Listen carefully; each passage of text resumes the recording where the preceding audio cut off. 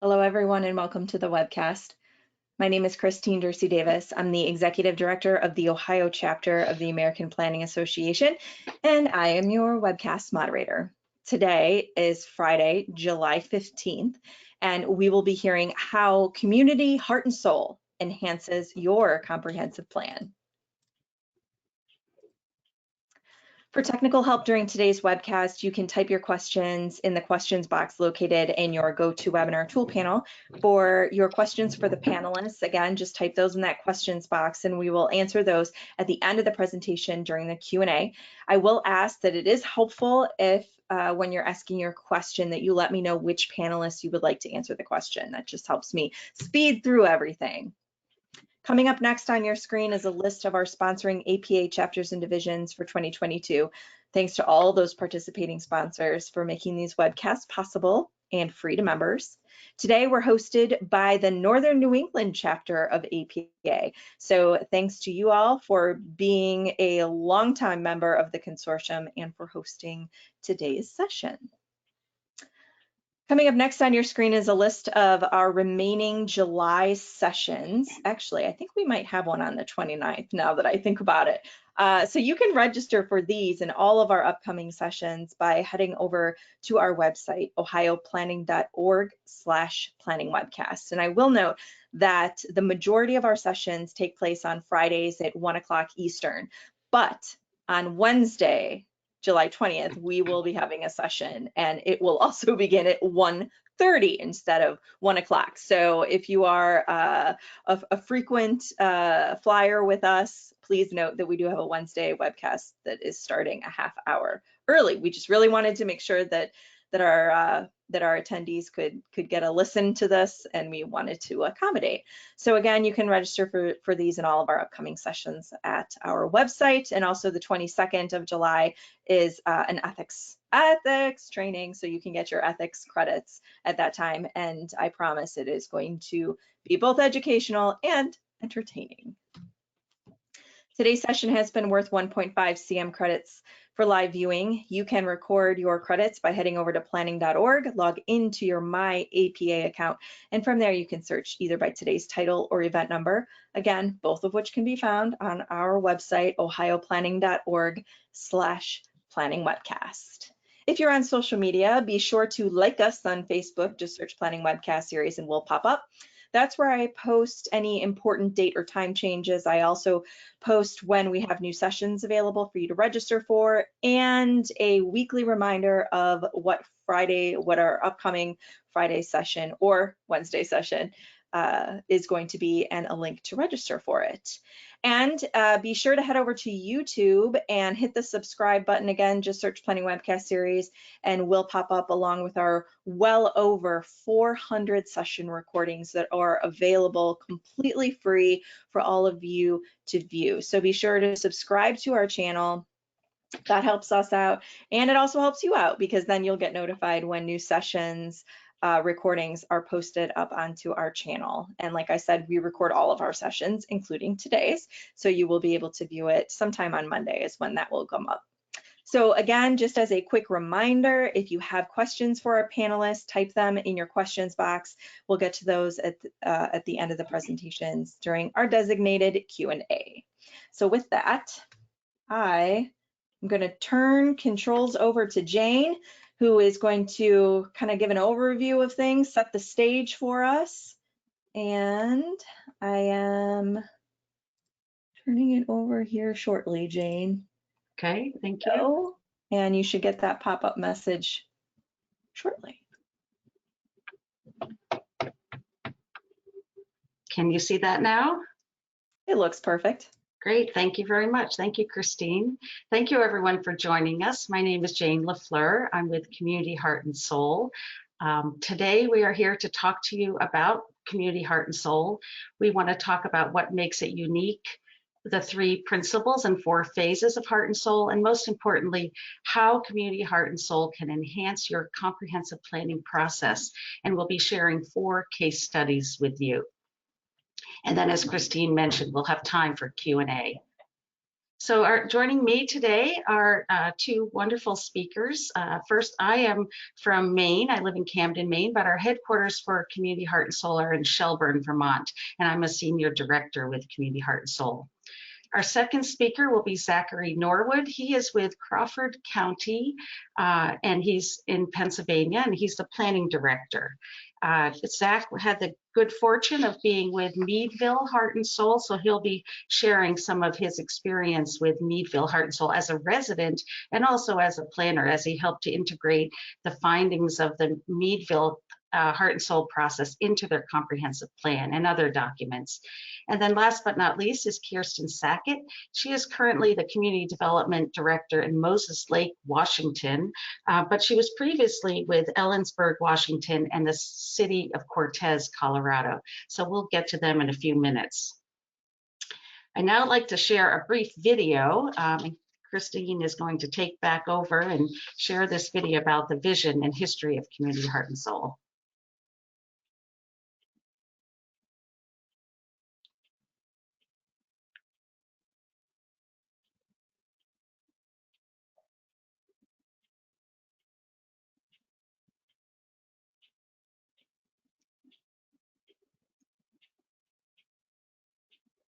It's popping up now.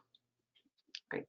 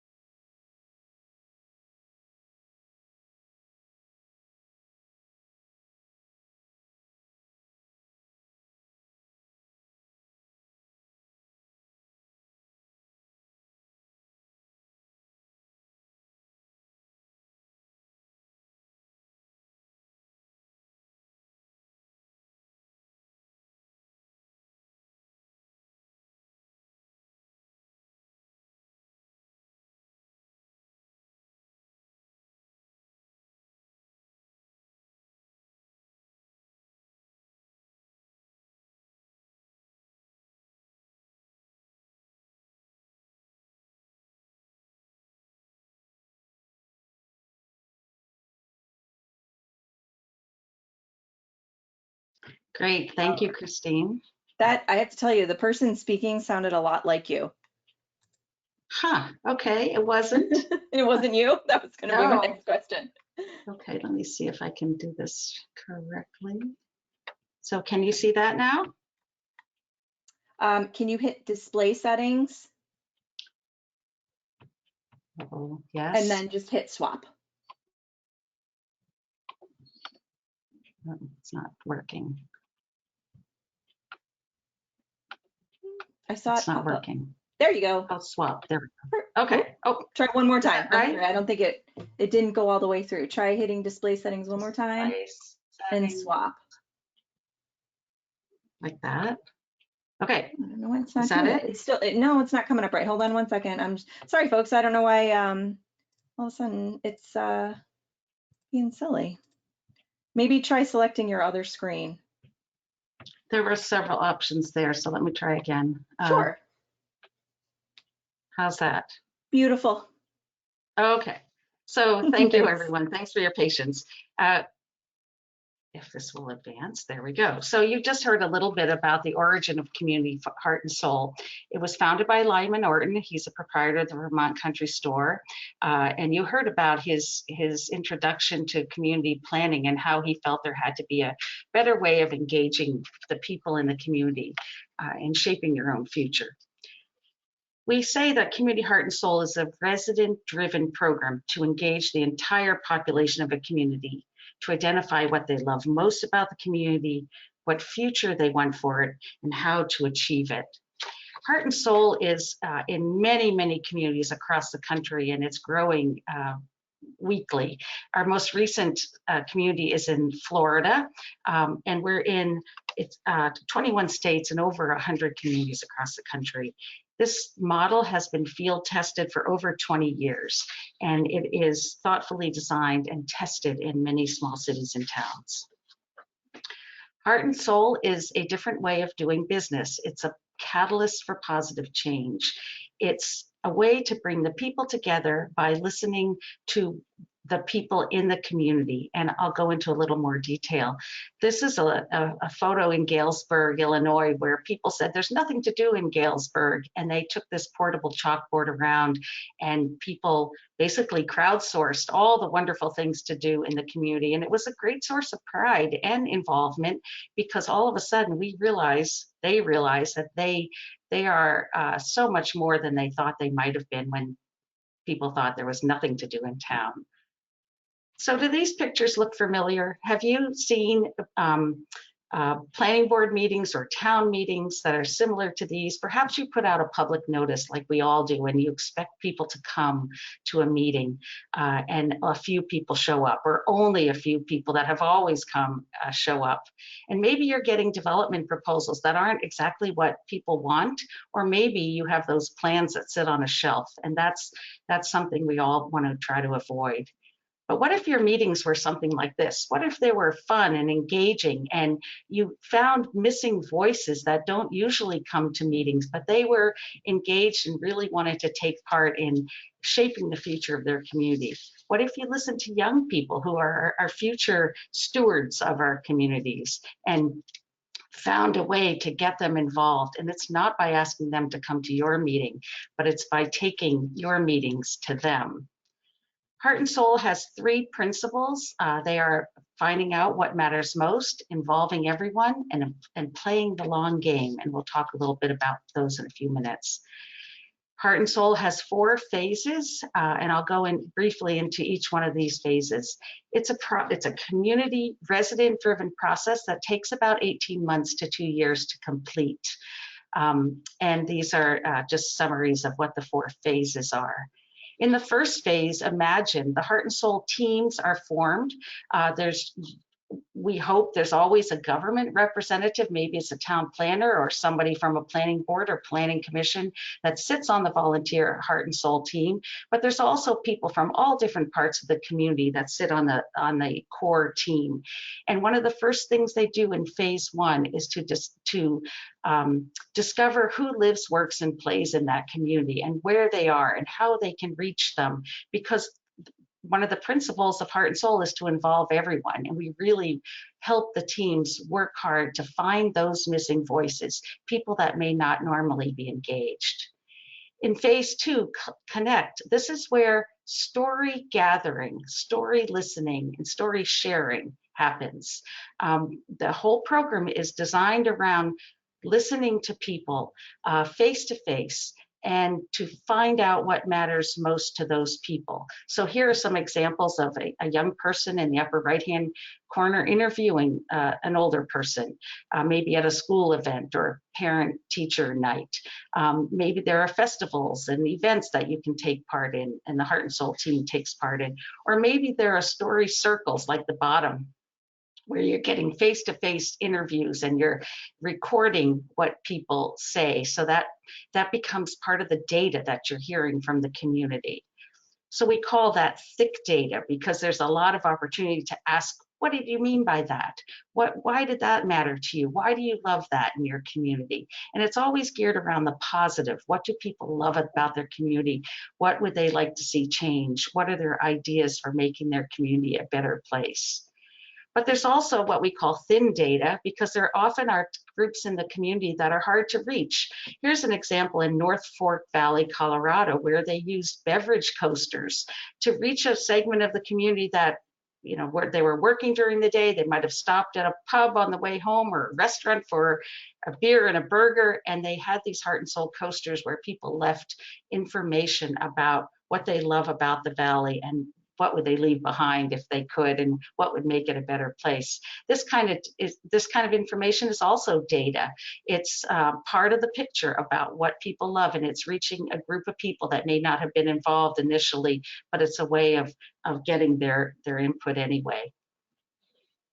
From that, from all the data and all the stories you collect, that data is pulled out to create what we call heart and soul statements. These are summary statements about what matters most to the community. And the community members vet those statements, they validate those statements to make sure they got it right. In phase 3, those statements and then the actions that people told the story gatherers are turned into action plans. In every story, people will say, I love this about my community, but I wish there was something else. And those ideas for action may not be just one person that says them, that may be many, many people that say that they want something better in their community. And those actions are prioritized and put into an action plan. And it's a resident-driven, a community-driven action plan. So not everything lands on the lap of government to make improvements. It's often organizations that come together as a result of hearing what people want, and they might have similar missions, but they've never worked together, but together they can take on some of those actions and make them happen. And in phase 4, the heart and soul statements are officially adopted by the city and town councils. They're incorporated into the comprehensive plans, into other plans, and they guide the future. And I'll show you some pictures in the case study I'm presenting in just a minute, but what happens is these statements guide the future for the long term. They're not, again, it's not just a plan that sits on the shelf. The action plan is carried out and implemented by many, many organizations and individuals. It's just incredible how much ownership people take because they were asked what they thought and they were engaged from the very beginning. So as a result of Heart and Soul, we've seen many, many outcomes. We've seen new leaders and volunteers emerge. The woman in the left-hand corner got involved in Heart and Soul, and she ran for the school board because she was so interested in her community. Trust is built, and downtowns are re-energized. The pride is restored, and history and culture are honored.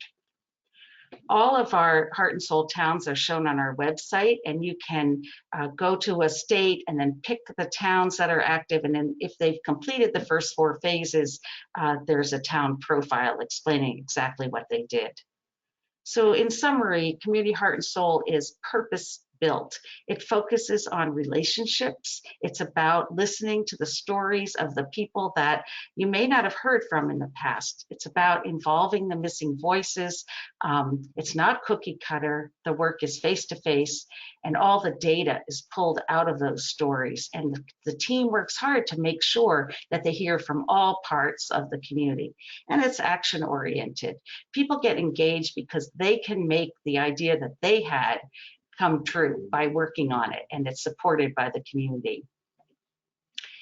Here's a case study about Rockland, Maine. Rockland is a town of about 7,000 people on the Maine coast. You may have visited here or heard about it. It's known for its lobster festival coming up in August. There's a blues festival. Sorry, I went too far. But it's a wonderful historic downtown with a strong arts community, but it hasn't always been that way. In the 70s and 80s, there was an economic decline, and then it started to have an upturn. It was a declining before that time, and then started to have an upturn, focusing on the waterfront and the arts community and tourism. And all these festivals started to grow, and volunteerism started to increase. And at the same time, there was a feeling that there was some distrust of government. There was just some growing anxiety about people not feeling heard in the community. So they started the community heart and soul process, and the volunteer team listened to the neighbors. They went into the neighborhood in collaboration with the Comprehensive Plan Committee. The Comprehensive Plan Committee used the Heart and Soul team as their outreach arm for their public engagement. They went into neighborhoods, they went to block parties, they listened to folks on the street, they joined festivals, they had all kinds of methods that Heart and Soul promotes in order to hear the voices of people that may not have been heard. This is an example of something someone said, that they love Rockland as a real and hardworking town, not a fake postcard town. The Heart and Soul team took the data from all the stories, turned them into Heart and Soul statements, validated those statements with the community members, and then developed their action plan. This is a photo of the resolution that was passed by City Council, and I just want to draw your attention to a couple things on the left, that the statements, that they committed to using the statements to evaluate decisions regarding future policy, strategic plans, operational issues, and community investments. And the council advises the city manager to use these statements to evaluate policy recommendations and improvements, and use these to do their everyday work.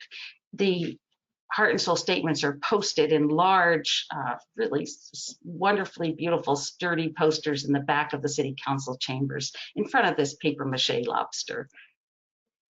In their comprehensive plan that was done in tandem with the Heart and Soul process, they acknowledged the public engagement process of the Heart and Soul Committee. And in their right front and center in their plan, it's hard to see the white print, I believe, but their statements tracked the chapters of the comprehensive plan, everything from city services and facilities to education to housing to land use, basically following the chapters of the comprehensive plan, because those are the things people talked about. That's the data they got. So they were able to develop a Heart and Soul statement that tied into the comprehensive plan. So here's a quick example of two of the Heart and Soul statements at the top. We value careful growth with appropriate zoning and building codes that contribute to our coastal community, our working class character, and the needs of those who live here. And we value a healthy and balanced economy, especially our restaurants, coffee shops, and stores, and the working waterfront. We value jobs that pay a living wage year-round, and businesses that increase the local tax base and provide the products and services that Rockland residents need. Those are the Heart and Soul statements. And then the key land use findings, so the first box on the left in red, had to do with the historic development patterns and the character of the neighborhoods, and then the land use recommendation that follow that and into the implementation of those broader goals are carried through into their strategies and actions within the comprehensive plan. So that's just one quick example of how Rockland integrated the findings of their Heart and Soul team and their Heart and Soul process with their comprehensive planning process. So now I'm going to turn it over to Zach, and I'll go on mute, and he'll tell you all about Meadville. Thanks, Jane, and good afternoon, everyone. I appreciate the opportunity to speak with you all.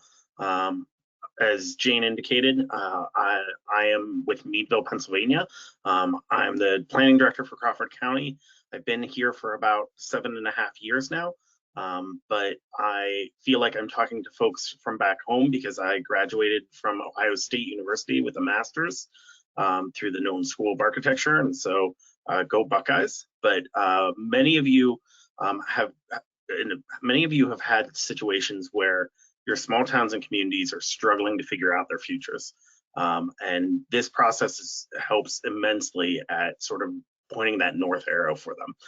The city of Meadville is a community in Rust Belt, America.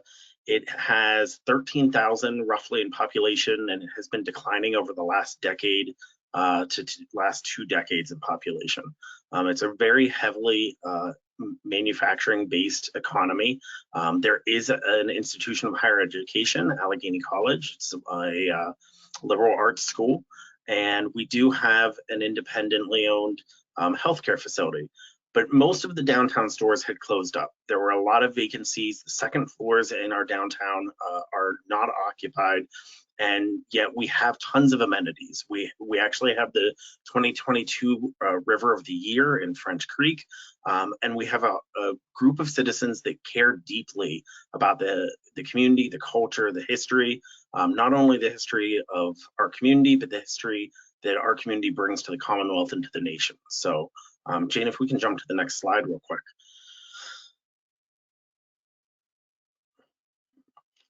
So in 2015, the city of Meadville initiated the Heart and Soul process. That was when we got kicked off with the Pennsylvania Humanities Council and the Wharton Foundation, and a group of volunteers came on board. Over the next 3 years, give or take, there were some ebbs and flows in the process, but we put together a document called My Meadville.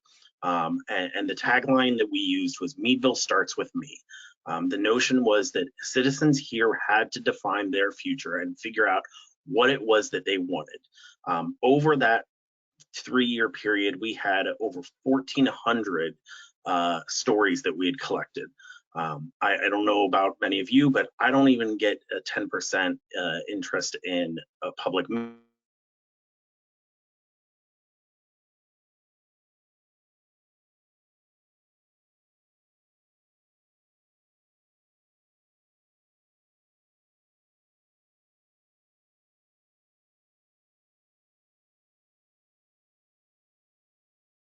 Whoop, I think we lost Zach's audio for a second. Yeah, he's frozen on mine. He's frozen on us. Here he is. He's back, it looks like. We came out with 6 different values or statements that ultimately has directed the work done by the city and other entities in the community. The key part of this is that it's not just buy-in from the elected officials. Oftentimes, my experience as planning director is that the local governments and the elected officials will buy into something, whether that is those individuals are buying into it for today, and the next board, the next group of elected officials change direction. This is really something that the community bought into, and other organizations, members, citizens have championed and carried on since the adoption and the acceptance of the plan document. Let's jump to the next slide here.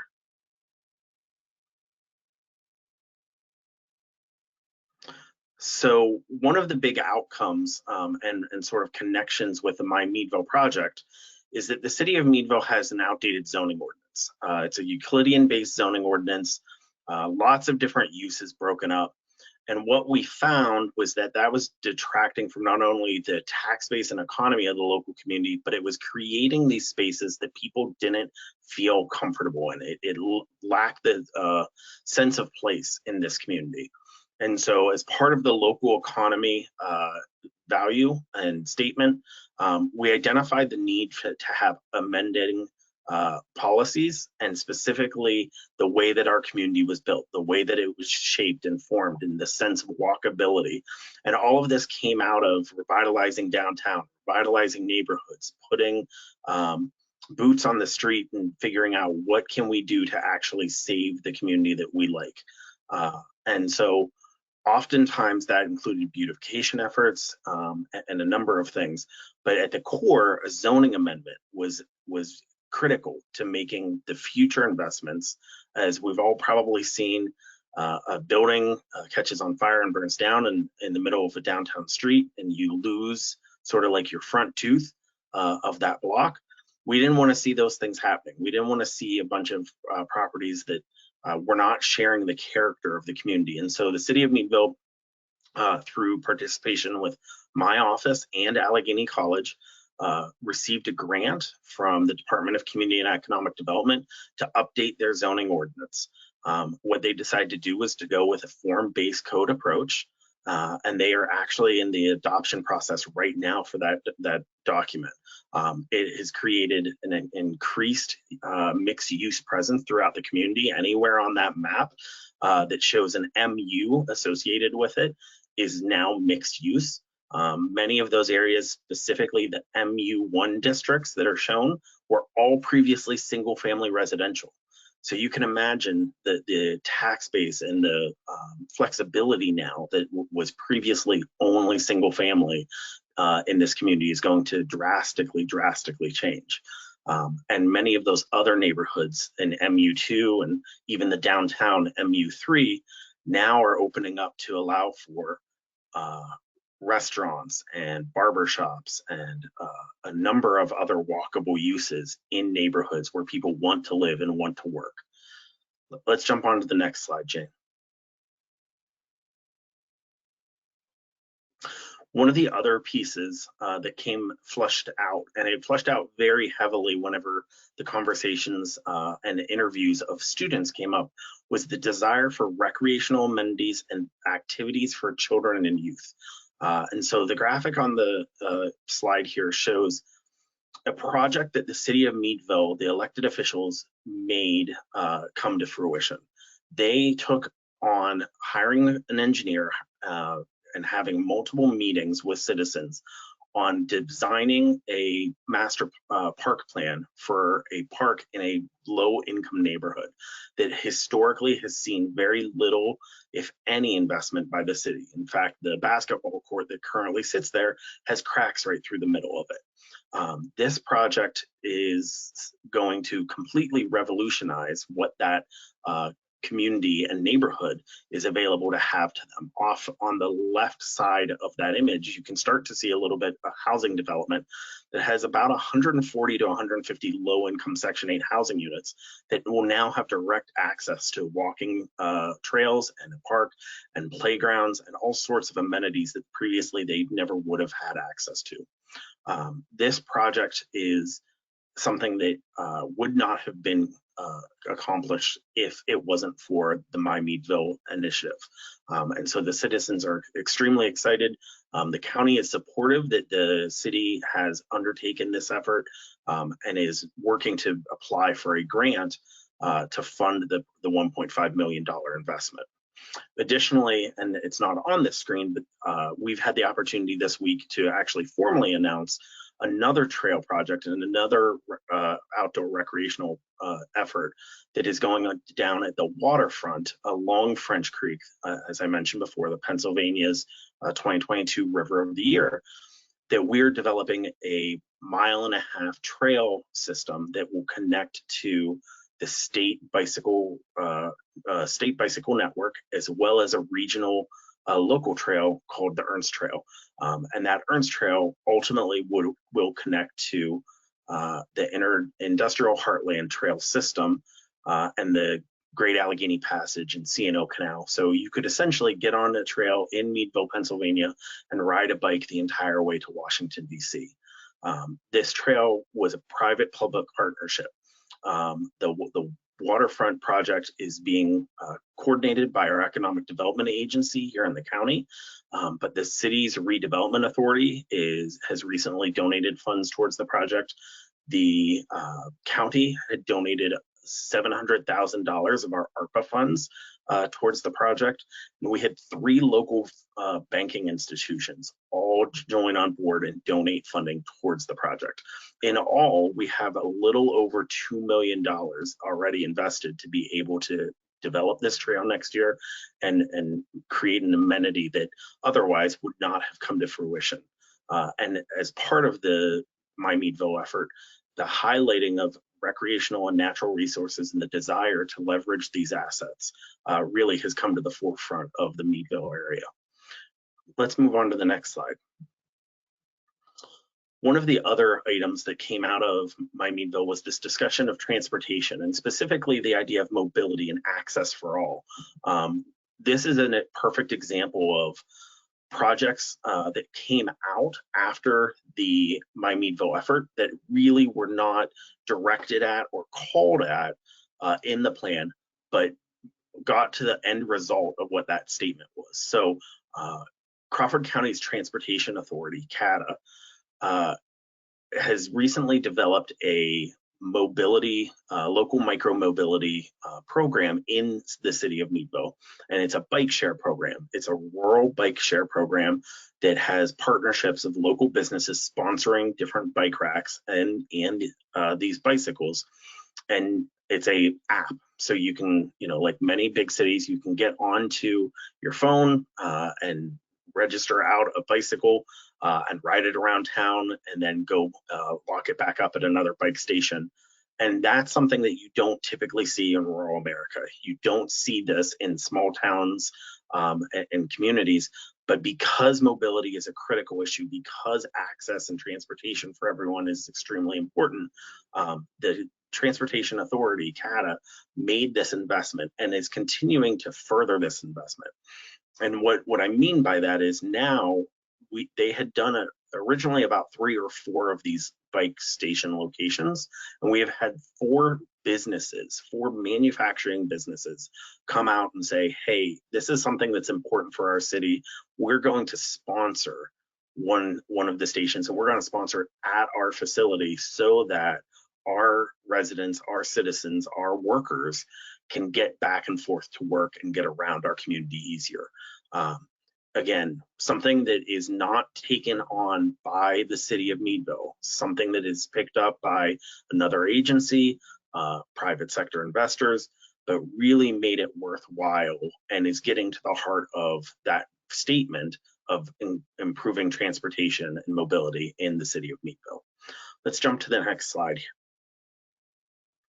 So at the end of this, fortunately, I can sort of toot our horn a little bit that the My Meadville project was selected from the Pennsylvania's chapter of American Planning Associations for receiving an award for one of the best projects or plans for the year of 2018.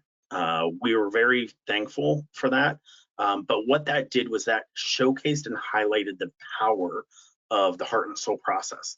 And as a result, the Department of Community and Economic Development here in Pennsylvania, as well as the Pennsylvania Humanities Council, now has a partnership program, and they are implementing this effort throughout the Commonwealth in small towns to see this type of radical change and type of community-based, citizen-based change happening.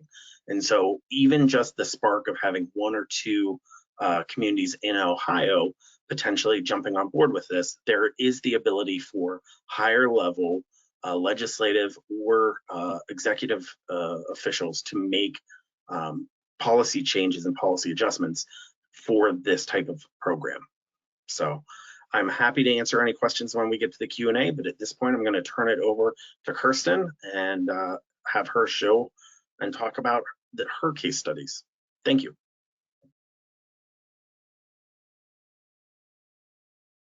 Good afternoon. I want to make sure my camera was on. I'm actually really pleased to be here today and invited to speak about Heart and Soul because I actually, as pointed out previously, I've worked with 2 different communities on the Heart and Soul process. And I want to point out that I don't just jump around from community to community. I was in Cortez, Colorado for 9 years, and I was in Ellensburg, Washington for 7. And I'm currently the community development director in a town called Moses Lake, Washington. We're a town of about 25,000 residents. I've been here 2.5 months, so I haven't had time to expose them to the idea of Heart and Soul community planning yet, but I will be. And if the residents chose to pursue that, that would be wonderful. But really, we wanted to talk today about how Heart and Soul can be used to enhance your comprehensive planning. The Cortez Heart and Soul project began in 2012. And I want to point out that this really is a project type that can be done in smaller communities with limited staffing. At the time I was in Cortez, I was the only planner at various times. Sometimes there was 2 of us.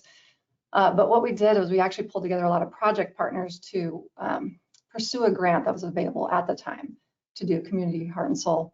And we pulled in the school district, a local nonprofit radio station, the alternative school, some youth nonprofit groups, and pulled together to really devise what we wanted to work on. And at that point in time, we had been kind of in a funk. You know, Jane talked about earlier those plans that sit on shelves, and there were some folks in the community that really didn't think there was any point in creating another plan that would sit on the shelf. So people really rallied around this idea and got excited. And before I get moving on, I wanted to just point out this picture here. This is a picture of the Ute Mountain Ute. Well, it's called the Ute Mountain. And in the background is a picture of what everyone refers to as the sleeping Ute. And this is the view that you see from Cortez. This is on the Indian reservation of the Ute Mountain Ute tribe in a town called Toyac.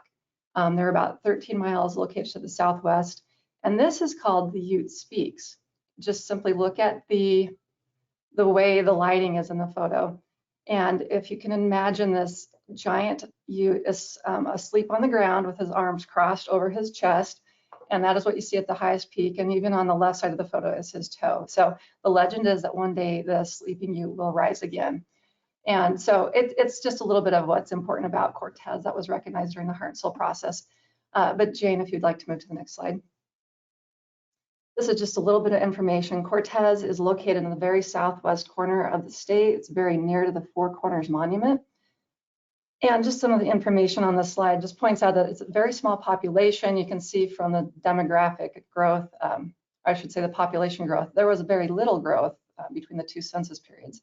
Small geography, but also want to point out the demographics with 70% white, almost 16% Hispanic, and 12% American Indian.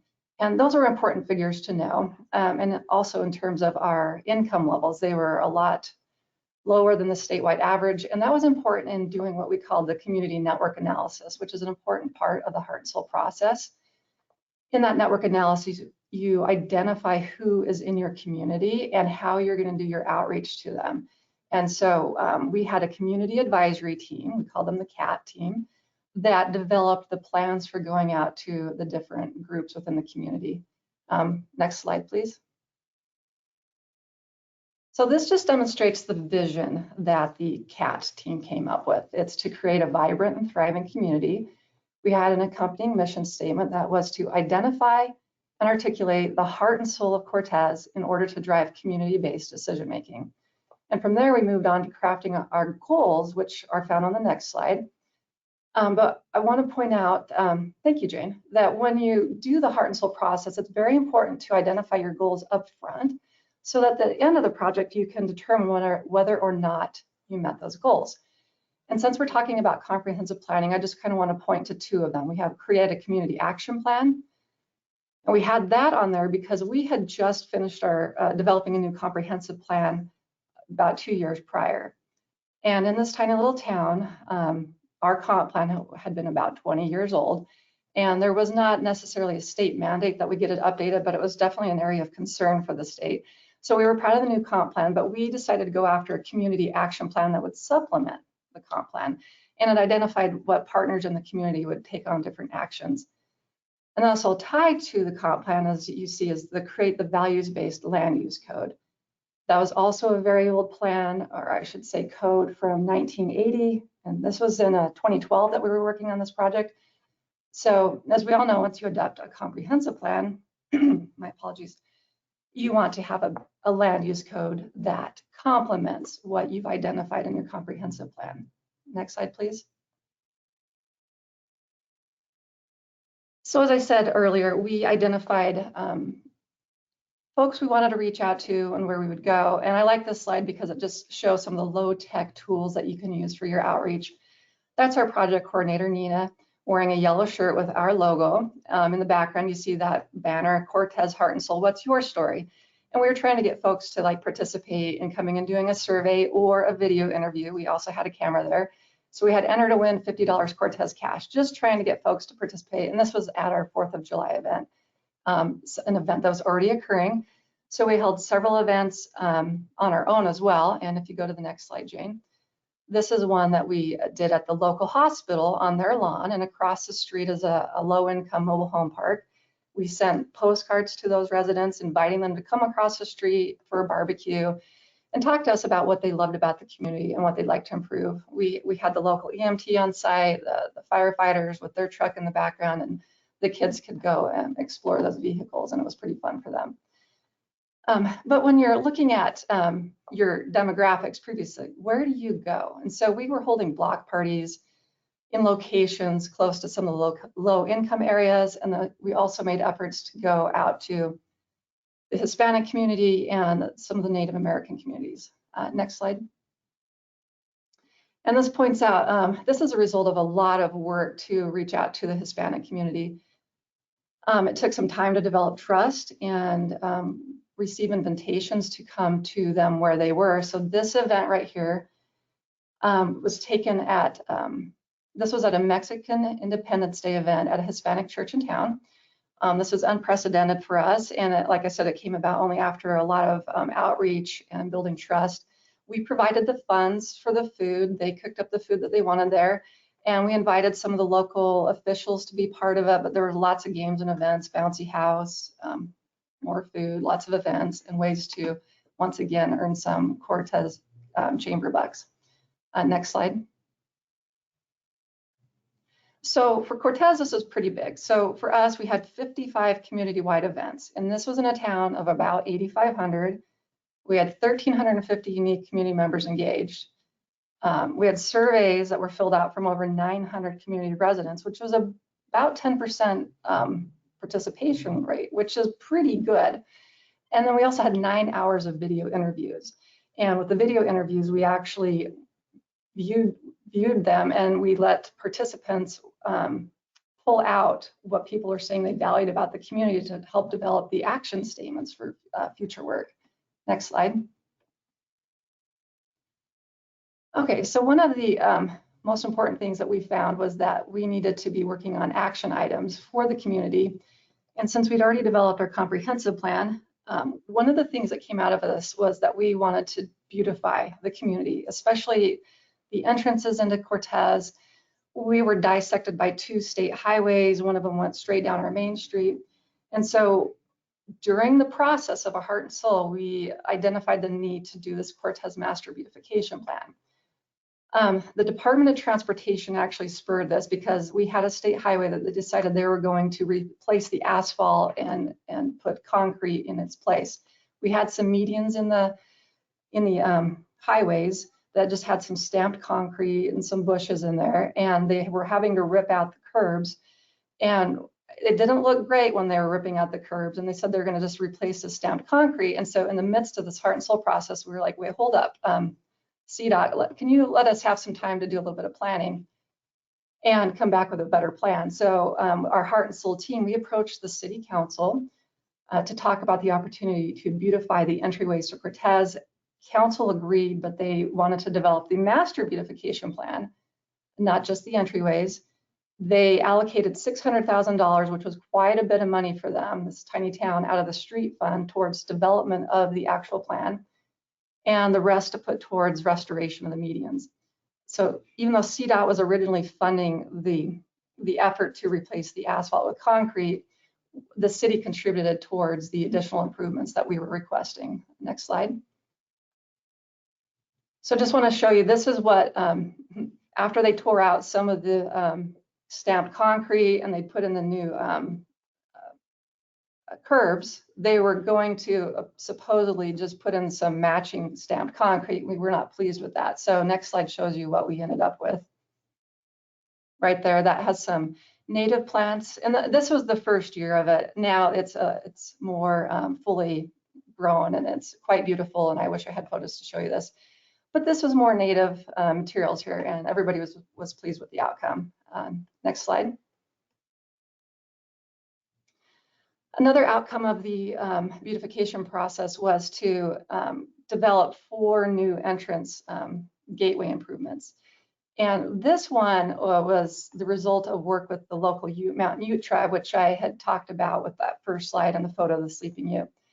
And this was an interesting experience for us because we were able to get invited to the reservation to talk to them about it. But the first meeting was very interesting. There was a lot of pushback, and we were invited back with just myself and our landscape architect to talk to them and their own residents about what they'd like. And there was a lot of pride in what they were talking about. So this would be the entrance as you left Toyac and came from the reservation into Cortez. This is what they would see as they came in. This lizard was symbolic of something that was important to their tribe. The types of plant materials and all the colors were also agreed upon by members of the tribe. And so this is a pretty exciting experience. It has since been built, and I apologize, I don't have a photo of that as well. But we developed different signage for each of the 4 entrances. One has a wagon wheel, another one has a large bike wheel on it. Biking's pretty big with Phil's World and Boggy Draw over in the Cortez area. So those are pretty important items for the city of Ellensburg. And moving on to the next slide, going back to that idea of developing a new land use code, we had engaged the services of the University of Colorado to utilize some graduate students. They actually nitpicked apart our land use code, and they determined whether or not the code sections were in alignment with the values identified by the community or if they were in conflict. And I actually have a visual presentation. It's made its way from Cortez all the way here to me. This is a large book. It's the Cortez Land Use Code Analysis. And in that book or pamphlet, it goes through how the code met all those or not. And on the slide, I'm pointing out that we were able to get some grant funding towards the rewrite of a new land use code. We got $150,000 from the state, a $50,000 match from city council, and there's actually another funding source as well that was able to be brought into this afterwards. And for me, this was pretty big because no money was ever allocated towards the rewrite of the land use code. I will say that they gave me $10,000 towards the rewrite. They wanted me to rewrite it and then have an attorney review it. And so this is pretty big news for me. I clearly never had the time as the only planner to rewrite the land use code. So making sure that the code aligned with the community value statements and the community action plan was a pretty big deal. And I would note that the city later won a merit award from the APA Colorado section for the work on the Heart and Soul project, which was pretty big news for us. Next slide. So I'm going to go through this one a little bit quicker to end the case study for Ellensburg, Washington. So after I went to Ellensburg, as soon as I arrived, it turned out that we were due for a new comprehensive plan. The planning was done a little bit differently in Washington State. Per the Growth Management Act, each community was required to adopt a periodic update to the comp plan every 8 years. And it was due in about 2 years after my arrival. Because it's such a big deal in Washington State, the city council had already budgeted money to hire a consultant to write the plan. But after having come from seeing the success of how Heart and Soul planning can work, I approached council, talked to them about the idea of comp planning through Heart and Soul, and we used the money budgeted to instead hire a senior planner for the office. She was the long-range planner who would act as the project coordinator for the Heart and Soul process and reaching out. And so this town was about 20,000. Many of these photos come from the cover of the comprehensive plan. Historic preservation was pretty important. This is a town that was built in the late 1800s, and this building to your left is an iconic building in Ellensburg. And we also were the location of Central Washington University. So the town had about 20,000, and about half those students, or half the population, were students. So it was pretty exciting to get engaged in the Heart and Soul process again. Next slide. So this was our logo that we used for Imagine Ellensburg 2037. As I said, we had a target deadline for our 8-year periodic update due June 30th, 2017. Next slide. This is going to be a picture taken at our local farmers market, which occurs every Saturday in the downtown area. We did a lot of outreach, and this slide just quickly shows you how we went through all the stages of the Heart and Soul process, where we included a What Matters Most survey. We held a community values workshop. We also did online community engagement. This was before COVID, but we had an online presence as well. We had a changeover time activity, and then we finalized our value statements. And I'll say that in Cortez and Ellensburg, we refer to them as value statements. Over time, the model for Heart and Soul changed to calling them Heart and Soul statements. But if you look at either of those two communities' documents, they're called value statements. Next slide. These are just some photos. This is at the farmer's market as well. And the left-hand picture is our network, our community coordinator, our long-range planner, talking with folks out in the community.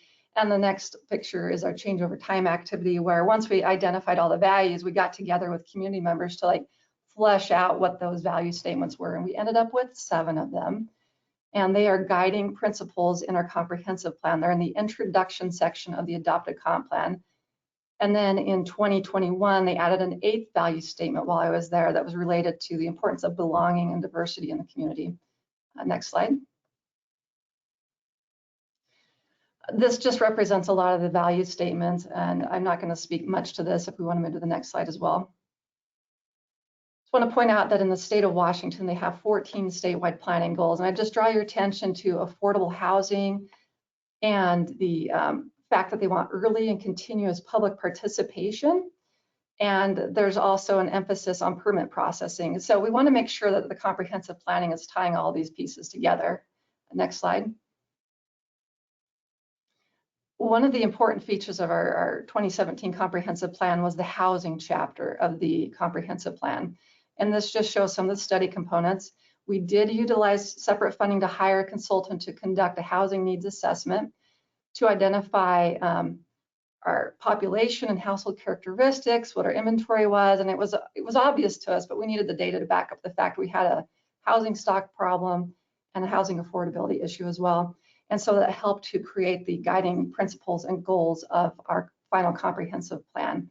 And moving to the next slide, we were very proud to be able to work on turning those into new development regulations for our land development code. And we spent years working on that. Even 3 months ago, we just adopted a new zoning regulation that accounted for the work that we did in the comprehensive plan, where we adopted a couple new mixed-use zoning districts, changed up some of the allowable uses in some of the other zoning districts. We even eliminated a zoning district. So we tried to pull together all of these pieces of how planning principles work together. Next slide.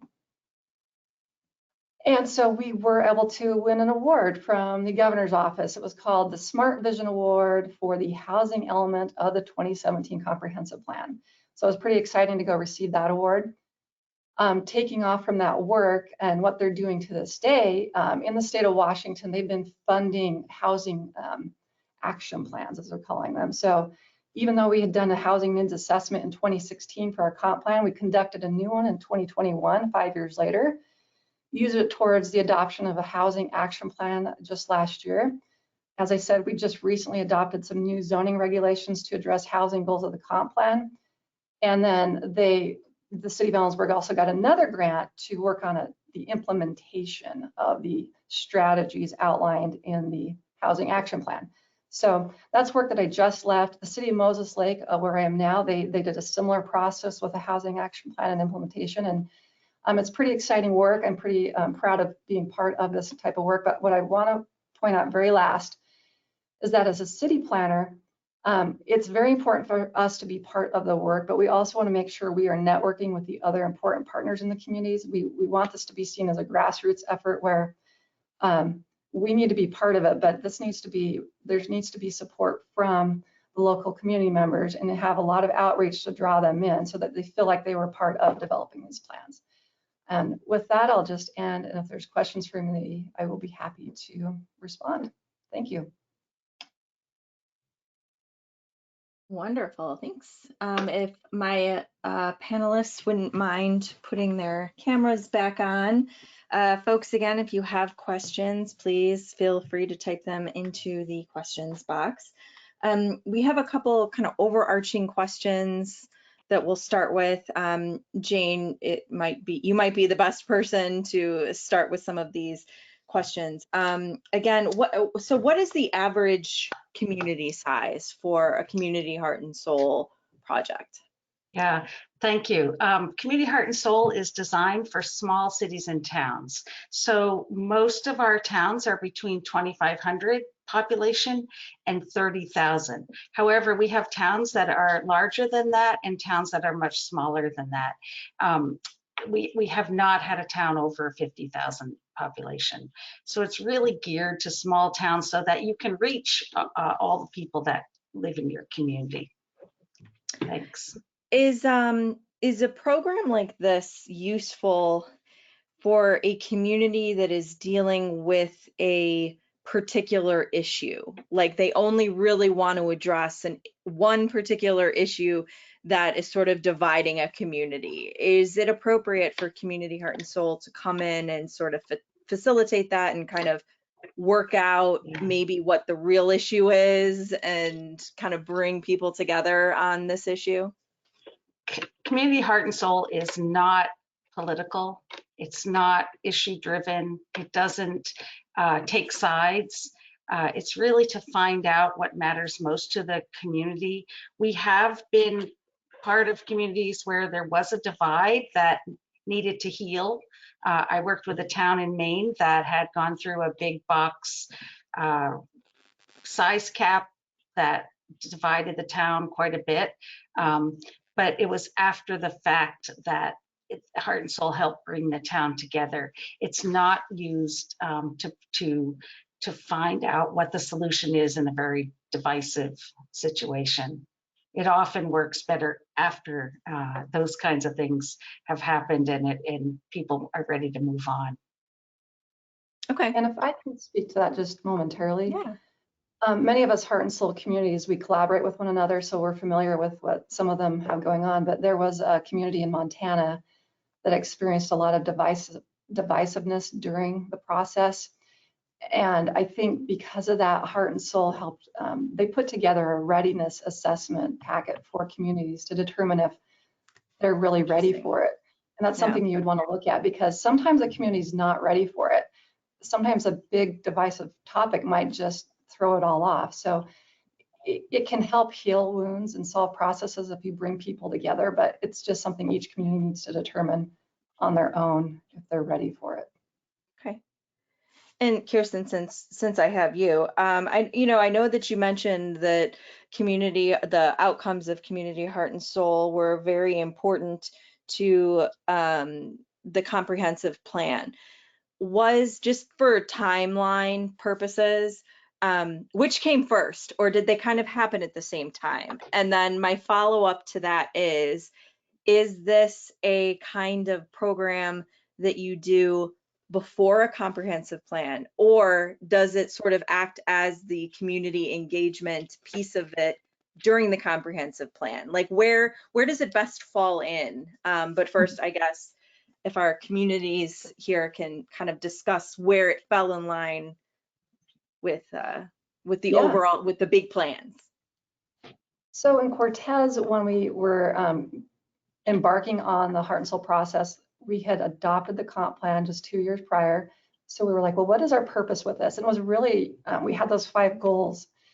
And so we developed a community action plan instead that supplemented the comprehensive plan. And then in Ellensburg, we specifically chose the Heart and Soul methodology to aid us in the development of the comprehensive plan. But what I would say is that in Ellensburg, because the comp plan is such a standard thing, and they do update it annually, or at least you can update it annually, I felt personally like there wasn't quite as much buy-in from the community. It was exciting at first, but I was like, well, it's standard process. So I think it's very important to use, so you can use this, I think, to develop comprehensive plans, but you want to make sure there's a lot of buy-in from other partners in the community, so that if in the plan you're identifying like, oh, the local school district should be taking on this task, or some government, other like state agency, that there's buy-in from the beginning of what your end results are going to be and who's going to take on what. But you can also use Heart and Soul for other projects. It could be a downtown beautification plan, or, a sub area kind of thing. But I think you want to, it's a wonderful way to do a comprehensive plan. I think Jane's about to speak up. Yeah, I was going to add, thank you for that. That was great, Kirsten. We have seen Heart and Soul dovetail with comprehensive plans at all different stages. Before the comprehensive plan, so you get your what matters most during the comprehensive plan so that it becomes a public engagement arm for the comprehensive planning process, or after the comprehensive plan so that the community-driven action plan is a supplement to the comprehensive plan. In Gardner, Maine, they were doing them in tandem, but then the Heart and Soul Action Plan was amended to their comprehensive plan as the community-driven actions, not government-driven actions. That became, a supplement to the comprehensive plan. So it works in all three, before, during, or after, all three situations. I'd also talk to for a moment that in the discussion of afterwards, it also can be leveraged as the public outreach process for other planning tools and other planning resources. Like I know that the comp plan sets the vision and the groundwork of everything that we do, but it also, in Meadville's example, they didn't intentionally do Heart and Soul with the idea of updating the zoning ordinance, but they used what they got out of the Heart and Soul process to say, hey, we really have an issue here and we need to address this. And so they were able to leverage that public outreach and the data that they've collected through qualitative and quantitative methods to go about changing other policy pieces that impact their community for years to come. Great, thank you.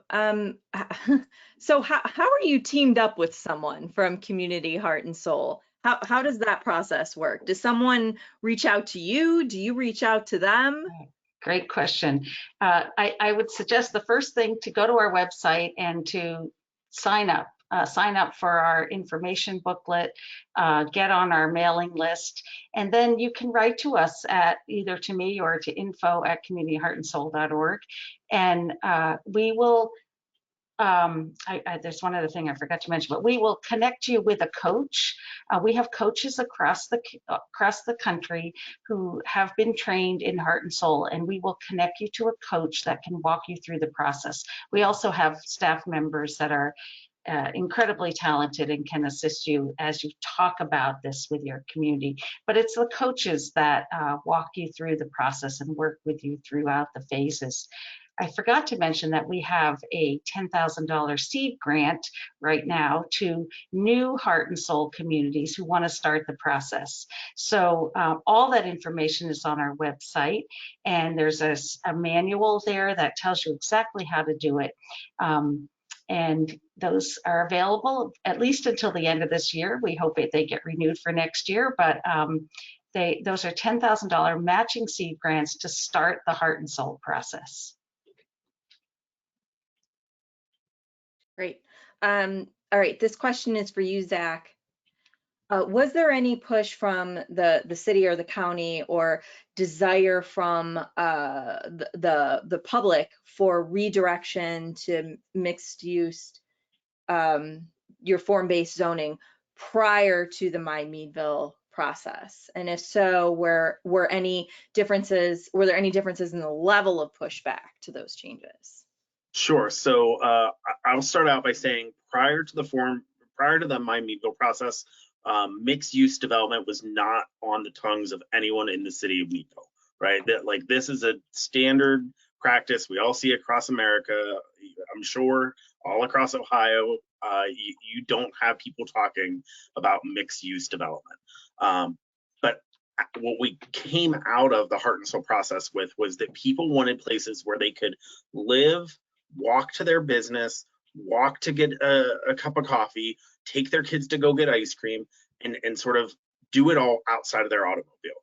And so what bore out of that was this notion of us taking all of these content and all of these stories that people were telling us and translating that into plannerese, essentially, right? Like taking it and saying, okay, they're really talking about mixed use, walkable neighborhoods, and that's what we want to see here.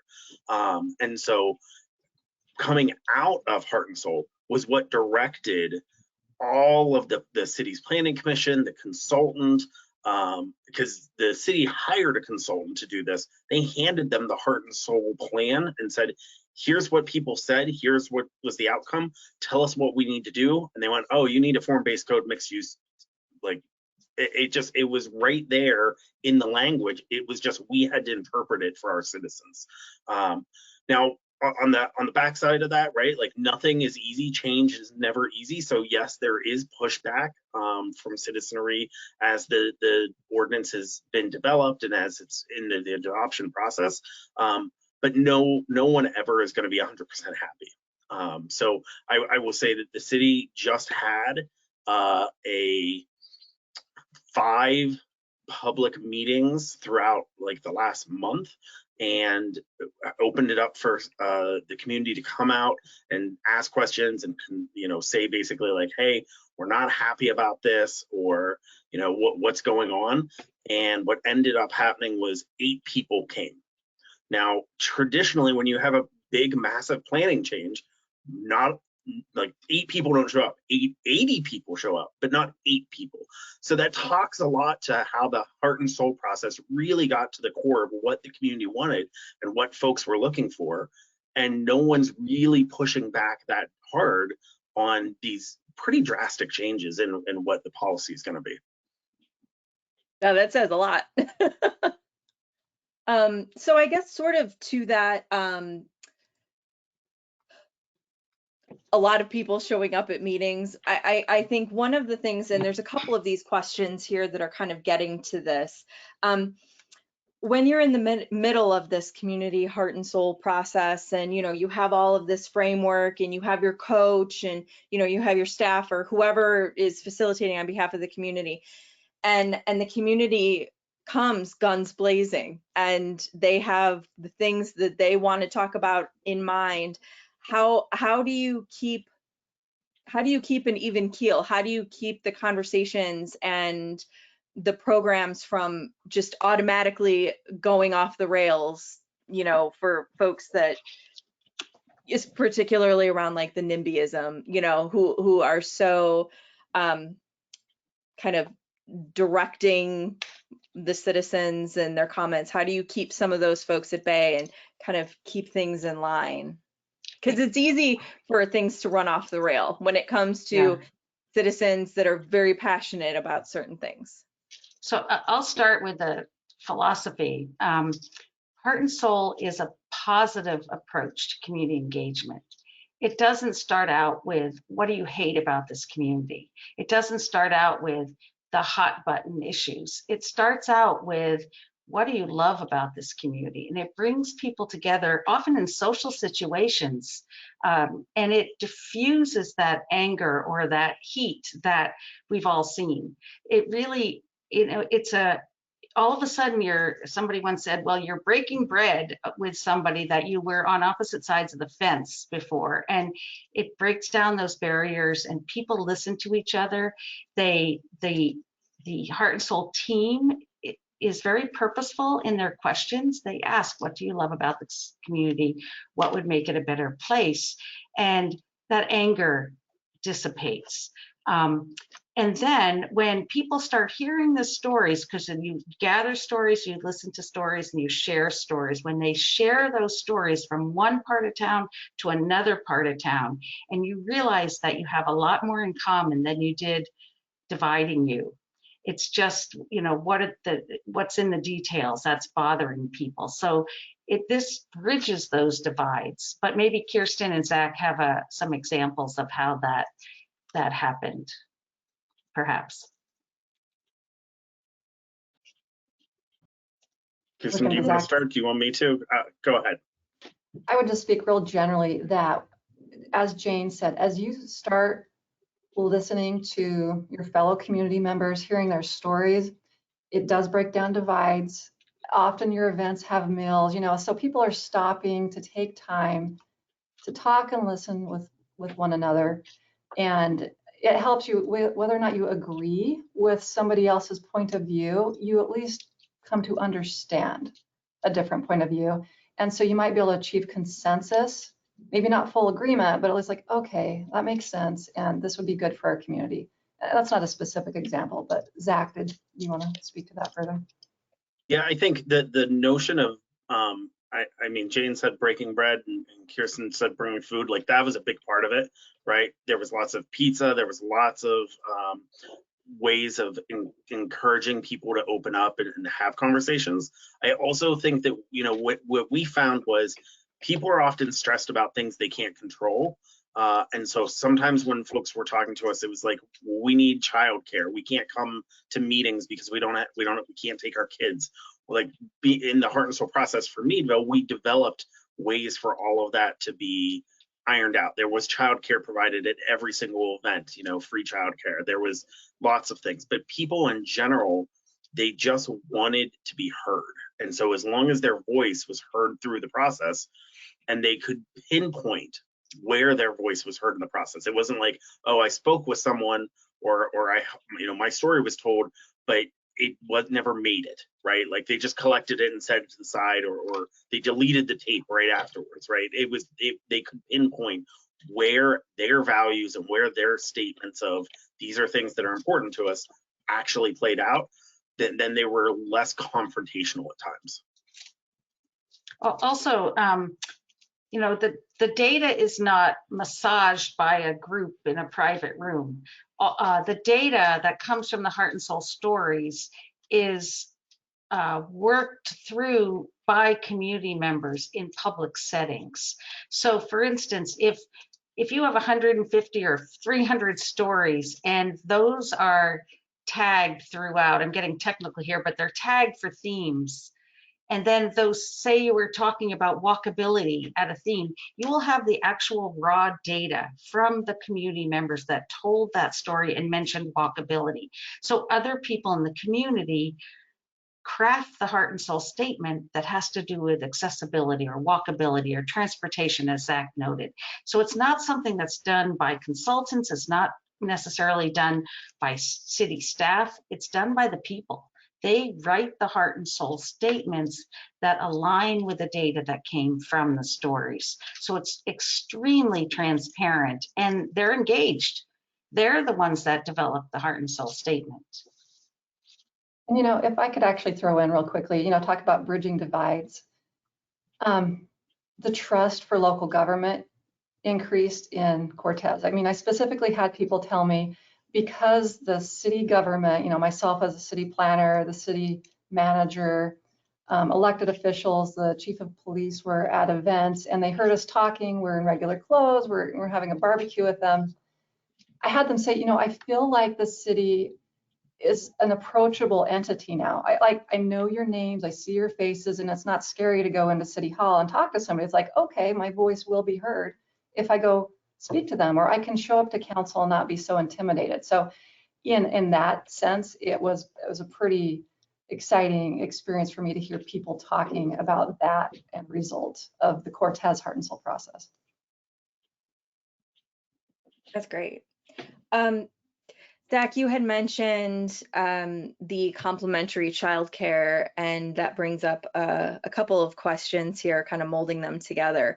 How did your communities deal with or accommodate, I guess is what I mean to say, minority populations that perhaps English is their second language, or anyone with any kind of hearing or seeing impairments, or things like that? And then also to that, how did you ensure that you had a diverse transect of every demographic area represented in your community Heart and Soul program? How did you ensure that everyone, every walk of life was, was available and was welcome and had a voice? Sure. So one of the things, and Jane can talk probably more in detail about it, but there's a process early on in the Heart and Soul program that you build out this network, right? You build out these connectors in your community, and we really call them champions, right? They're people that you leverage to go connect with other folks and to go touch and engage with different groups and different organizations. And so it may be the historic Black church in your town and the pastor there. It may be the faculty member at the college. It may be a nurse on, the third shift at the hospital that is engaged and connected with all of the third shift workers, right? Like you find those people, and then their connections multiply into 5 more connections and so forth. And so we really leveraged that model grow as best as we could, because we knew that we were really tightly strapped with funding, right? Jane had talked about, Orton has this $10,000 fund for new entities. We were fortunate enough to get that when we started, but then it was all volunteers. The city didn't have any capital. The city of Meadville has a running deficit every year in budget. We've got a lot of issues financially here, and so it was volunteers that could go out and make that work. When we had events, we were, I think many of our food vendors and different organizations donated to, here's a plate of, a big Tupperware plate of pasta. Here's 3 pizzas for the event. We just went knocking on doors, and that's how we were able to get people to donate and give throughout the entire process. What we ultimately ended up with was leveraging those resources within our community to make the process work, right? That was the biggest part of it. So Jane, go ahead if you want to add in. Thanks. Yeah, Zach was talking about the community network analysis, which is done in phase 1. And a lot of time is spent identifying who are those groups in town, who are the leaders of those groups, how do you reach them, and who do they represent? And so every time you have an activity or an event, you don't expect to reach everybody, but you gear or design that event towards a group. Kirsten shared what worked in a Hispanic community or what worked on with the Native Americans. And so you design the engagement activity for that group of people. And every time you have an event or an activity or a meeting, you go back to the community network analysis and you check off who you reached for that one time and then who was missing. And now you say, well, now we haven't reached the young working parent. How do we reach them? We haven't reached the people living with homelessness. How do we reach those people? How do we reach the teenagers? So you develop your engagement strategy for different populations. So by the end of your story gathering, and even in phase 3, when you're developing your action plan, you are still continuing to look at that network analysis and figuring out who was engaged and who did you miss and how can you still reach those people. So you don't stop. You always continue to find out who did you reach and who did you miss. And that's by using this tool called the community network analysis. And I want to just piggyback a little bit off that, what Jane was talking about, because for us in Northwest PA and in Meadville, it's not so much, the minority populations as it is the age brackets. We are very hollowed out at our youth population and younger brackets. And so, the volunteer group knew we needed to touch and make sure that we are hearing from young populations. And that directly targeted a engagement strategy of going into the high school. We went into the high school and met with students, and some of the volunteers actually trained them on how to go about doing the listening and story gathering, and they did it in the classroom. And then their teachers assigned them to go home to their households to do that story gathering and then bring that back. So again, leveraging those connections and leveraging those touches, we were able to get 300 stories just out of that one interaction, right? And so that's where we really saw the benefit of this community network analysis. And let me throw in real quick that if you're trying to capture the demographics you talk to, it depended on the activity we were doing. Sometimes if we had a paper survey at the very end of it, we'd ask some demographic questions, and we know not everybody wants to respond to those, but we also did some really low tech ways where we had like a poster board up with a pie chart that said, what demographics, just put a sticker on there because some people didn't want to be identified a certain way. And then if they were like an online survey, we'd attempt to gather information as well. And sometimes you get people responding and sometimes not. So that's important to know also what types of events worked, what types of outreach worked to get them there, and then who you were actually getting to come to the events. Okay, I think we have time for one more question. Again, I'm taking several questions and kind of meshing them into one. And I have to say, so for the most part as a planner, I'm a numbers girl. I prefer quantitative data versus qualitative data because it's black and white, it's straightforward. So a lot of community engagement, a lot of what they present back to you is qualitative data, right? It's not numbers. It's not quite black and white. And there might be a lot of interpretation that has to happen. So when you're taking all of this data that you've accumulated, all of these stories, how do you ensure that those that are trying to come up with some kind of framework or some kind of story aren't interpreting things wrong or aren't using a bias when interpreting these stories, just to, you know, how can we ensure? Because it's easy to do. We're humans, right? Yeah, We take our own exactly. experiences and, you know, we look at open-ended statements and from our own perspective. So how do we Right. ensure that we're interpreting things correctly? Yeah, our coaches, and we train our coaches to train the local teams to look at bias, to make sure that they are aware of the types of bias that there are. And they take the data, the verbatim data, the actual words people use, and they never substitute their own words for a person's words.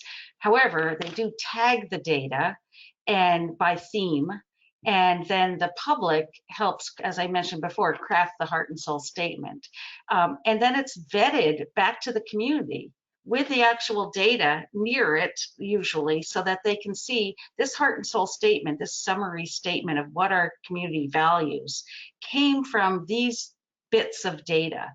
And do you agree? Does this make sense? Did we get it right? Is it mostly there? Did we miss the boat? All, you know, so the community has many opportunities to massage that statement so that it represents the data.